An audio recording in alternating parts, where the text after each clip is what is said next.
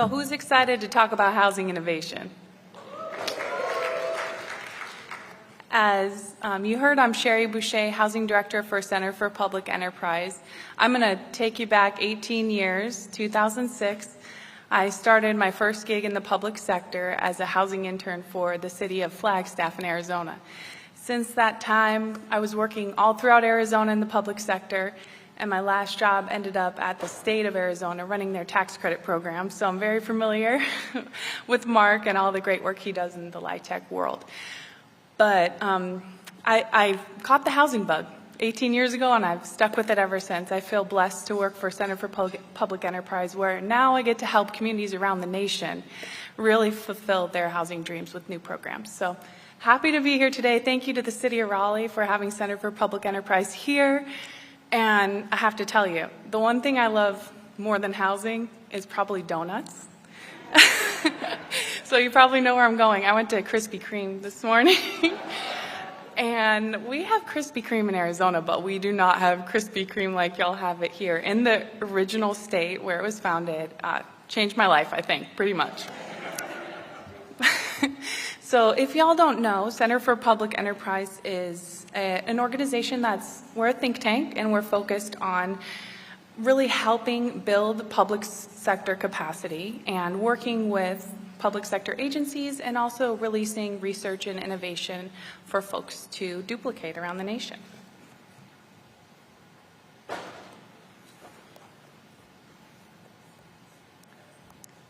Oh, I went too fast. So Raleigh and community, am I too close to the mic, y'all? Am I? Okay, good.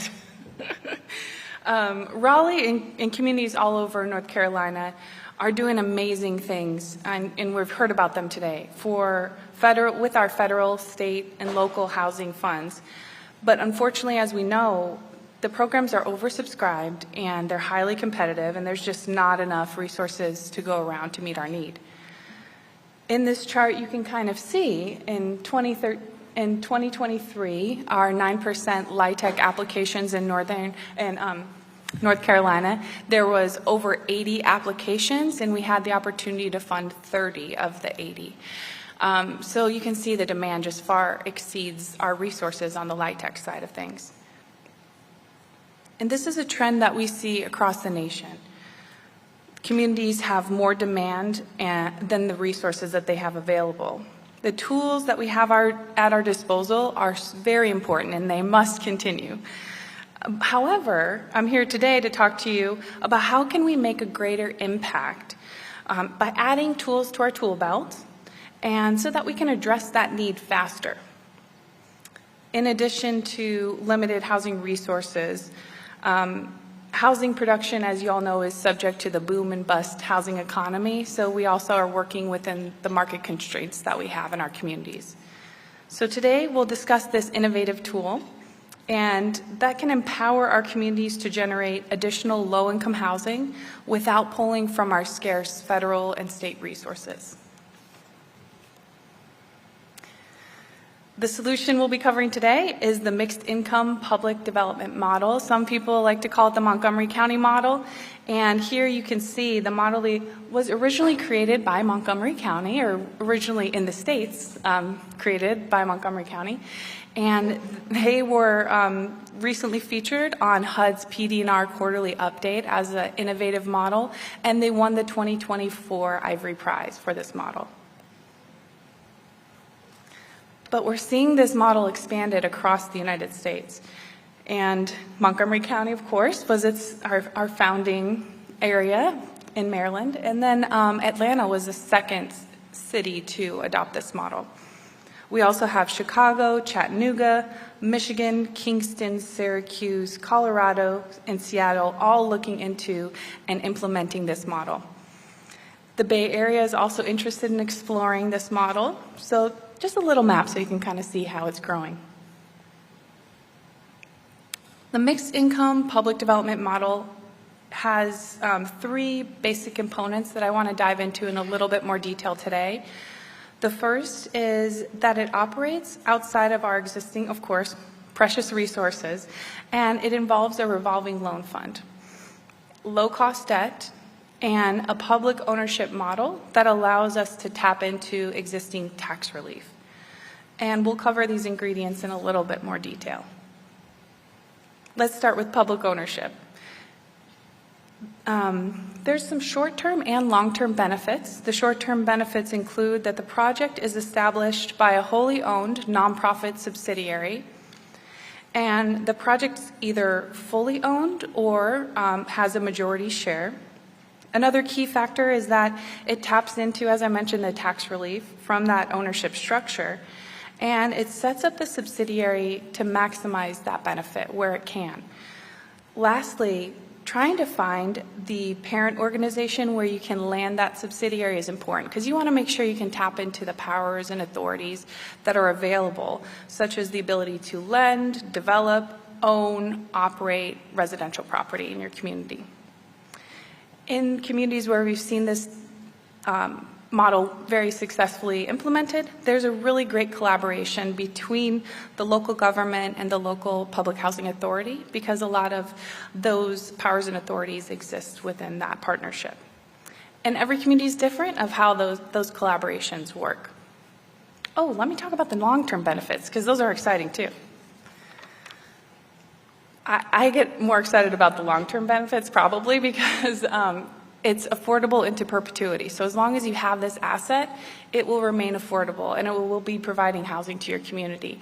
A lot of our federal programs have a timing clock. You know, they age out at 20, 30, 40 years depending on your community's affordability period. So this remains affordability into perpetuity. It's also a very high-performing asset, which we'll cover a little bit later in the presentation, because we'll talk about how the market rate units subsidize the low-income units. But because it's high performing, you can also leverage this in your portfolio to expand your portfolio, and also to, if you need to rehab other assets in your portfolio, it's a very strong asset to be able to do that. Another component we talked about, one of the ingredients of the public mixed income model, is that it establishes a revolving loan fund. And this fund is established either through a one-time investment or short-term ongoing investments. And many communities are already, as you all know, you all are using your entitlement funds for gap financing. So it's nothing new to have gap financing construction debt for low-income housing, but what's unique about this model is that it's short-term. So it's usually paid back to the revolving loan fund in 3 to 5 years so that you can fund another transaction and you can keep your deal flow going. So it functions on a low-cost, low-turnaround construction debt operating basis, and while you're working and constructing the projects that you have in your pipeline, you can be building and gathering new projects to fund in the next 3 to 5 years. So, you all know deal vetting and project selection and pre-development work usually takes a couple years depending on the community. So it's the perfect pipeline and deal flow for you to be able to construct your units and then have your next units prepped while the revolving loan fund revolves. A question we often receive about the revolving loan fund is, how much should we start our revolving loan fund? Where do we begin? And every community answers that question differently. Chicago, they went for the whole shebang, and they started with $135 million through a bond. Montgomery County, our founder of this model, started with $50 million and then scaled it up after they could show and demonstrate that the model worked to $100 million.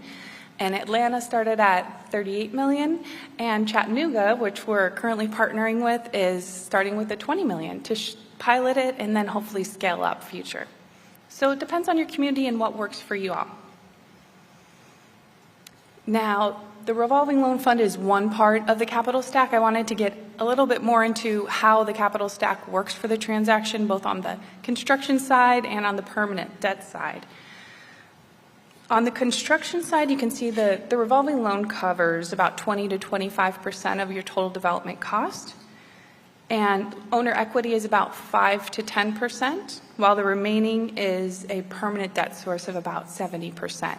And what's unique about this program is because it's a public entity, you can tap into some low-cost debt options for your senior and your construction debt that also bring down the total development cost, which you can then pass through to your residents. When you convert to perm, that revolving loan fund, that's 3 to 5 years, is taken out by mezz debt. Communities use different sources for mezz debt depending on what's available either locally. We try to find a low-cost mezz debt as well to keep the transaction down, and then tap into a permanent source. Sometimes folks will start with their construction to perm from the FFB program, for example, where they already have that source that converts, or you can seek out a separate perm source that's low cost. A couple low-cost options outside of FFB, folks have used recycled bond cap as well, and private placement. I wanted to do a little comparison because we've talked about LIHTC and we've talked about the mixed income model, but you can see on a LIHTC project you generally have, and Mark covered this, but I'll just do a high-level overview. We have our senior debt, you'll have your LIHTC equity, and then you'll have your soft gap sources. Depending on your project, that can be between 2 to 6 different sources in your soft gap. I think I took a look at the Rose project out there, beautiful project. It had 6 sources of soft gap to make the deal work. So these are very complicated transactions, and folks are having to pull from a lot of different areas to make them work. So those soft gap sources are so important to sustain our LIHTC programs. And I'm a huge fan of LIHTC. I oversaw our LIHTC programs at the state of Arizona, so I'm a big fan of them. When we're working in the mixed income model, you can see the comparison to the market. It's very similar to a market rate transaction where you have your senior debt, your construction loan, and your owner equity. The construction loan in the mixed income model is just substituted with that revolving loan fund. The revolving loan fund is low cost debt, so that further reduces the cost of the transaction. So the way this subsidy works, as we covered in the LIHTC model, the LIHTC equity allows folks to subsidize the rents in the project.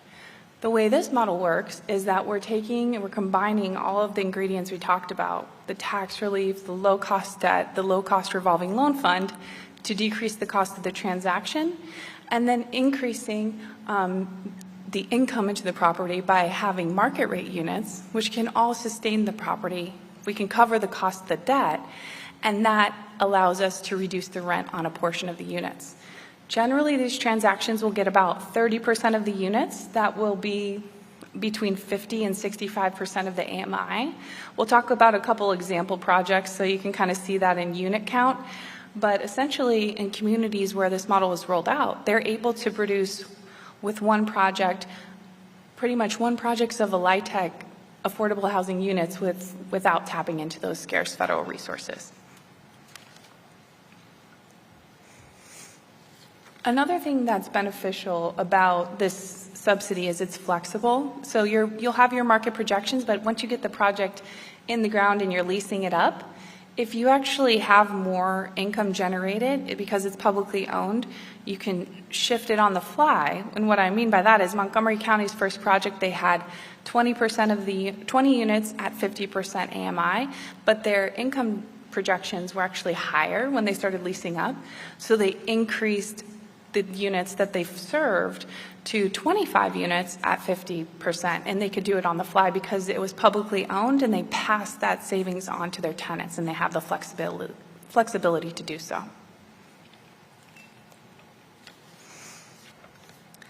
So pipeline options, we have a few different ways that we can tap into. How do we find projects that work with this model? The first is stalled market rate projects. I don't know if y'all have seen this, but a lot of our market rate projects don't have the financing they need to get the projects across the finish line, so they're stalling out. Montgomery County's first deal actually was a stalled market rate project. They approached the developer and said, hey, do you want to convert to our model? We'll have joint ventureship, and we want to use this low-cost financing, and they jumped at the opportunity because they didn't have the construction financing to get the project across the table. And they were willing to adapt to the model, go through negotiations, and do a joint venture. I'll show you a little bit about that project later so you can see the breakdown. But it's a great way to make sure that those market rate deals that are already entitled, they're ready to start construction, they were already planning to create those market rate deals in your community, but they're stuck. It's a way to continue to generate that supply for that part of the market. Now, that's not the only pipeline option. We're also seeing folks use city-owned land or underutilized city-owned land as a way through RFP processes, and that's a great way to tap into and work with your community to get that land and use it for housing. And finally, we're seeing Michigan specifically is looking into using this model so that they can take the overflow from their LIHTC program, folks maybe that didn't receive an award, and they can approach those developers and say, hey, how about you adapt your project to this model? And they can keep their project moving forward, and they don't have to wait till the next round to be funded for LIHTC. And that's just 3 examples that you can adapt this model in so many different ways. This is just a quick overview, a snippet of where we're at nationwide. We have over $200 million in revolving loan funds with all the different communities that have established revolving loan funds, over 6,000 units underway or already in place, and $0 of tax credits or volume cap have been utilized. So it's just a way for us to add another tool to our tool belt. While we're doing some great work with our existing programs, how can we ramp up that supply?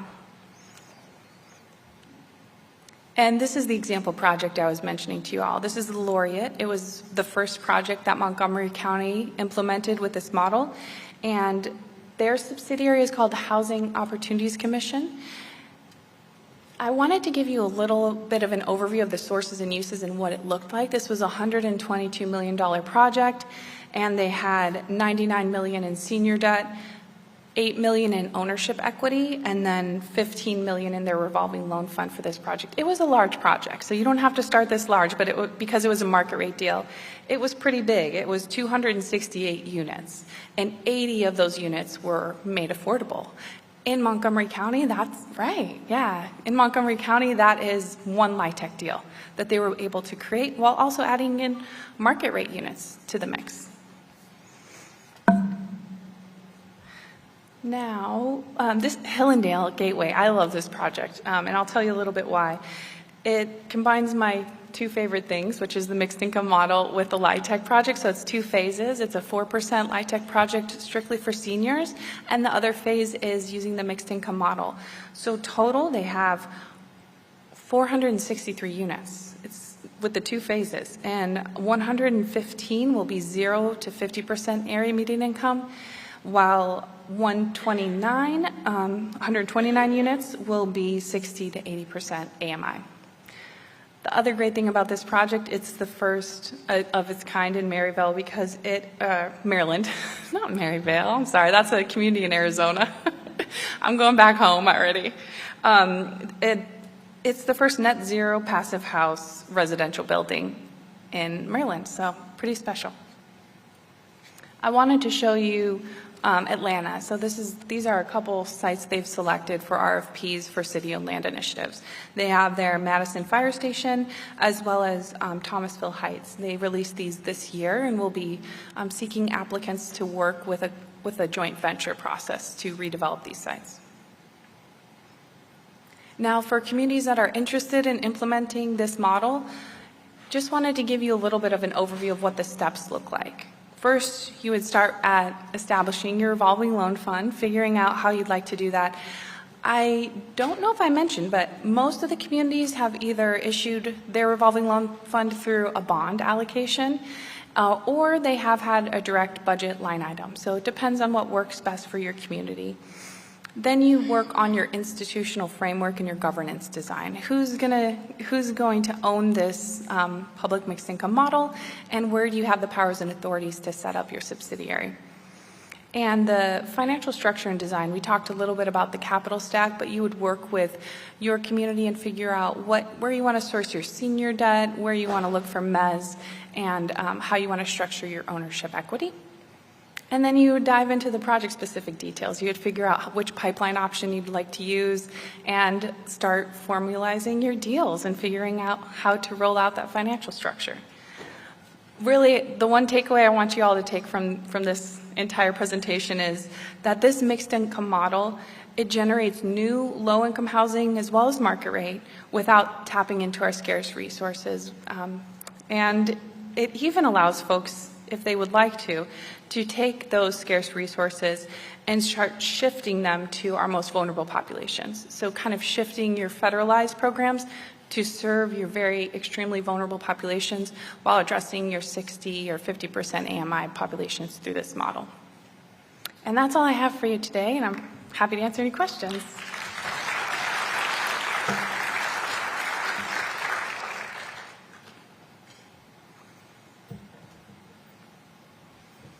No questions, I'm off the hook. Sorry, had a mic issue there. Thank you so much, Sherry. That was super interesting and such an incredibly innovative model that we're really excited to learn more about. Can you talk about what have some of the most significant challenges been in the communities that you've seen in implementing this model? I think after you get your revolving loan fund issued, then really it's figuring out that collaboration piece where we're stronger together. We're stronger when all of our agencies can work together towards one mission, and where I think Chattanooga has been my favorite so far. They work so well together, and they're able to partner with all of the agencies that have the powers and authorities to make this model work, and they're all aligned under one vision. So I think that's the key. And what about property management? How are communities approaching the property management and buildings that are developed through this model? Oh, I'm so glad you brought that up, because I meant to mention that. Property management, most public agencies don't manage in-house. They sub it out. So it would be another opportunity to work with our community and partner with property management companies in our community, and they usually have partnership agreements with those external property management companies. Could you speak to what the relationship is that you've seen between units that are built through this model and the Housing Choice Voucher Program or Section 8 Voucher Program? Yes, of course. Some folks have decided to deepen their subsidy. They can include project-based vouchers, and then you could be serving from 0 to 30% AMI with some of the units. So the more you can layer in other sources, if you have them at your disposal, I think you can even change the AMI mix quite a bit. One thing we're looking into and studying to see if we can layer in is the Fair Cloth to RAD units, and seeing how folks can put those Fair Cloth to RAD vouchers into play, and maybe layering them into this model and how that would work. So stay tuned. We might be releasing a report on that and how communities can put those units to work. Are there any key success factors or parameters when it comes to the percentage or the number of affordable units within the mixed income developments that you can share? There aren't any parameters.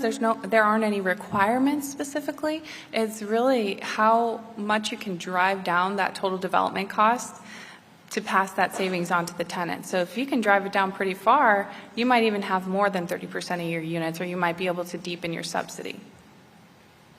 That's the beauty of it. It's a little flexible, which is nice.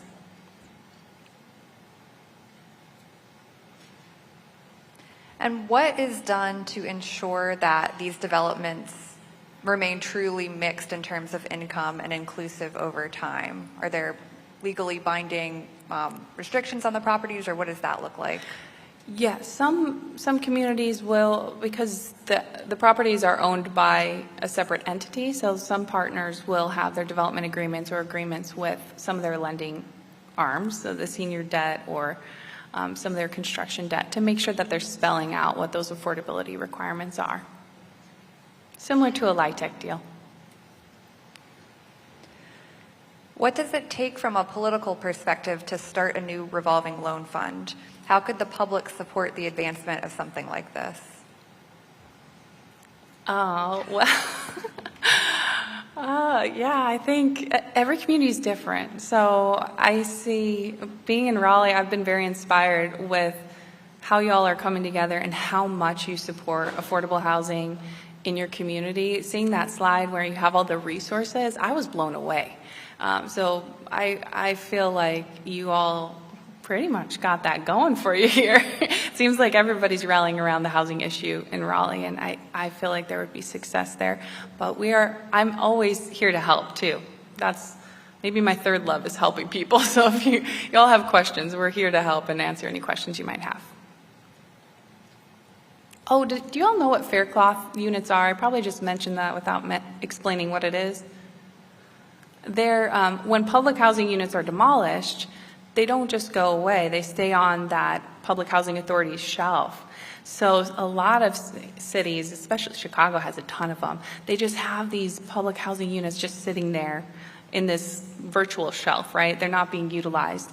And public housing units are so valuable because they're one of the few tools we have that serve that 0 to 30% AMI outside of our vouchers. So having a tool where we can have new construction products placing those fair cloth RAD units would be a way that we can serve more of our most vulnerable populations. So I really hope to get that report out to you all so you can see how that would work with this model and maybe with other models too. Thank you. I think we've got time for one more. So this model seems to work well in areas where market rents are pretty high compared to the affordable rents. Do you have a sense of what that difference needs to be for it to work? Yeah, what we like to say is if you see market rate projects, market rate multifamily projects naturally happening in your community or in your city, then this model will generally work. But one of the items that we work through in the early stages of the steps of how to implement this program is a market test, taking a look at what your current cost per unit is and what your market rent would be, and we test the market to see if the model works in your community. Excellent. Thank you so much, Sherry. Thank you.